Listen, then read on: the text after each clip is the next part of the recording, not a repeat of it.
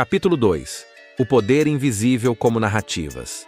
Operam como mecanismos de controle social. O poder não se possui, se exerce. Michel Foucault, Vigiar e Punir. Introdução. Redefinindo o conceito de poder. A compreensão tradicional do poder, como força coercitiva exercida de cima para baixo, revela-se insuficiente para analisar as dinâmicas contemporâneas de controle social. O poder mais sofisticado e eficaz opera através da construção de narrativas que moldam não apenas o que pensamos, mas fundamentalmente como pensamos. Michel Foucault demonstrou que o poder moderno não funciona como uma estrutura piramidal centralizada, mas como uma rede difusa, capilar e produtiva. Este poder nos atravessa, nos constitui e nos produz como sujeitos de tipos específicos, operando através de mecanismos aparentemente neutros que, na realidade, carregam implicações políticas profundas. No contexto econômico, instrumentos aparentemente técnicos como moedas, políticas monetárias e sistemas financeiros constituem ferramentas silenciosas, mas extraordinariamente eficazes de controle simbólico.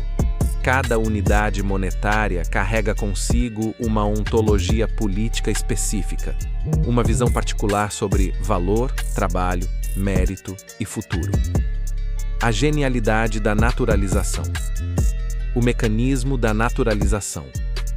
A característica mais notável dos sistemas de poder contemporâneos reside em sua capacidade de se apresentarem como naturais, técnicos ou inevitáveis. Quando estruturas políticas são percebidas como leis naturais, a resistência torna-se não apenas difícil, mas cognitivamente improvável. Exemplo paradigmático.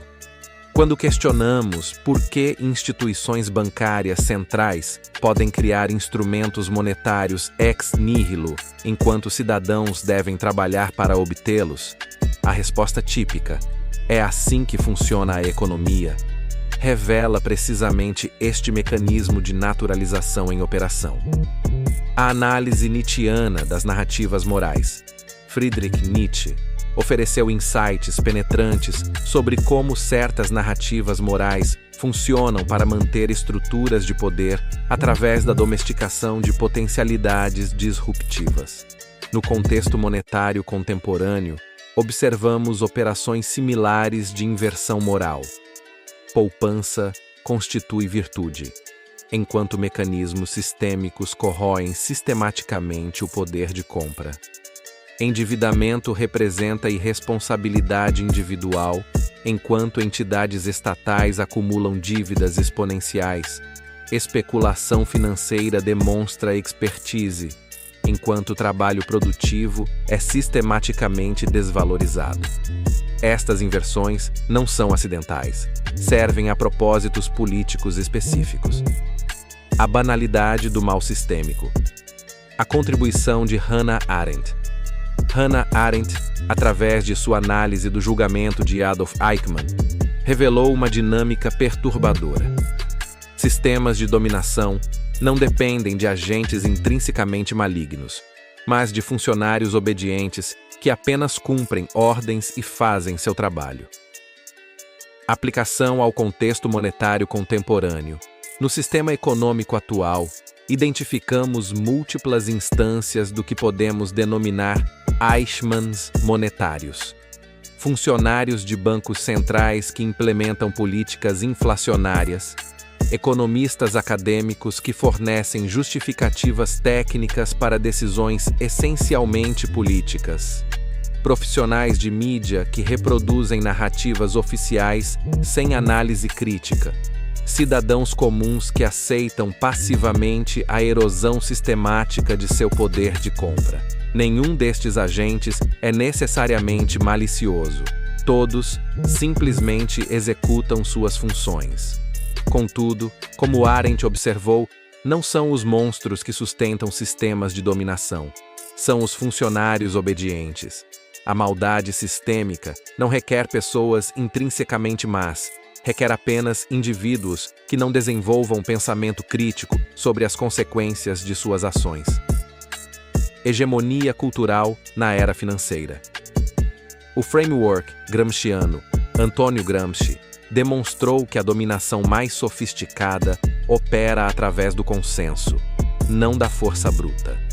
A classe dominante mantém poder não apenas controlando meios de produção, mas controlando as narrativas sobre como a sociedade deve funcionar.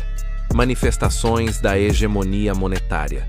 No sistema monetário contemporâneo, esta hegemonia manifesta-se através da aceitação generalizada de proposições como inflação constitui lei natural, quando representa consequência de expansão monetária deliberada. Ciclos econômicos são inevitáveis, quando são frequentemente produzidos por intervenções estatais. Bancos centrais são necessários, quando constituem invenções históricas, relativamente recentes. Dinheiro escasso seria deflacionário e perigoso, quando escassez é característica fundamental de qualquer bem econômico genuíno. Cada uma destas verdades serve interesses específicos e pode ser questionada através de análise histórica e conceitual rigorosa. A sociedade do espetáculo econômico. A análise de Guy Debord. Guy Debord identificou como a sociedade moderna transformou-se em um espetáculo permanente, onde aparências substituem realidades e representações tornam-se mais importantes que fatos substantivos. A democracia como performance.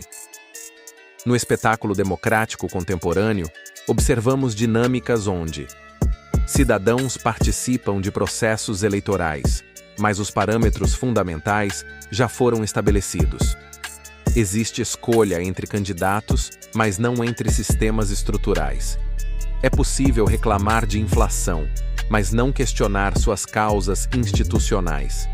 Governos podem ser alterados, mas políticas monetárias fundamentais permanecem inalteradas. A democracia torna-se teatro, e cidadãos tornam-se espectadores de um drama no qual acreditam ser protagonistas. A modernidade líquida e a liberdade condicionada. A perspectiva de Zygmunt Bauman. Zygmunt Bauman caracterizou a modernidade contemporânea como líquida, instável, temporária, em constante fluxo. Instituições sólidas derreteram-se, deixando indivíduos navegando em realidades fluidas, onde nada permanece estável. Liberdade líquida no contexto monetário. Nossa liberdade econômica tornou-se líquida. Pode evaporar através de mudanças políticas unilaterais. Instável, dependente de algoritmos e sistemas que não controlamos. Temporária, válida apenas enquanto aceitamos os termos impostos. Formatada, limitada por cláusulas contratuais que não negociamos. A liberdade líquida escorre através das mãos e através das cláusulas de uso que governam nossa participação econômica. Resistência e consciência crítica. Desenvolvendo resistência microscópica. Foucault conceitualizou as resistências microscópicas, pequenos atos que corroem estruturas de poder desde dentro.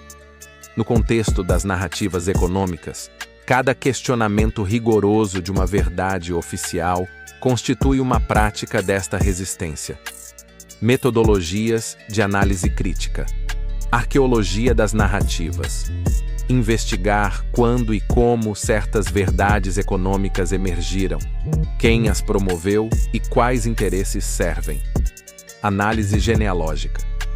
Examinar como pressupostos aparentemente naturais são na realidade construções históricas específicas. Observação fenomenológica. Prestar atenção a como experienciamos concretamente fenômenos econômicos, distinguindo entre experiência direta e interpretações recebidas. Aplicações práticas. Da teoria à ação. Exercícios de consciência crítica. 1. Análise de narrativas. Selecione uma verdade econômica, considerada óbvia. Exemplo: crescimento econômico é sempre benéfico. Investigue suas origens históricas, seus proponentes e suas consequências práticas. Segunda observação de discursos. Durante uma semana, observe quantas vezes você aceita afirmações sobre economia sem questioná-las. Nota o automatismo destas aceitações. Terceiro, questionamento. Metodológico. Para cada explicação econômica oficial que encontrar, pergunte: a quem esta explicação beneficia? Que alternativas ela torna impensáveis? Reflexões complementares à performance da normalidade. Questão para reflexão.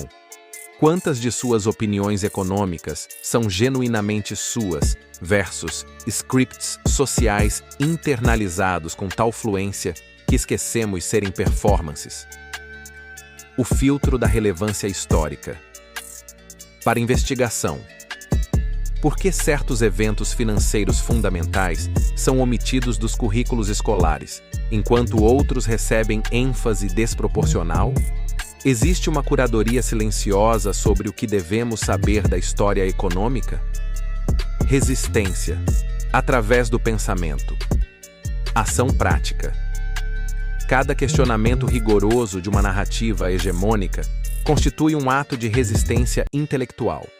O pensamento crítico não é apenas exercício acadêmico, é prática política. Conexões históricas. Contexto. A análise Foucaultiana do poder foi desenvolvida observando instituições como prisões, hospitais e escolas. As mesmas dinâmicas operam através de instituições econômicas contemporâneas. Conclusão. Reconhecendo o invisível. O poder mais eficaz é aquele que não precisa se mostrar como poder. Quando estruturas de dominação são percebidas como leis naturais ou necessidades técnicas, a resistência torna-se cognitivamente improvável. O primeiro passo para a autonomia intelectual consiste em desenvolver a capacidade de reconhecer como narrativas aparentemente neutras carregam implicações políticas profundas. Esta capacidade não constitui paranoia, constitui lucidez. Se ao concluir este capítulo, você ainda considera que instituições econômicas são técnicas e apolíticas, pode ser produtivo questionar quem ensinou esta perspectiva e com que objetivos.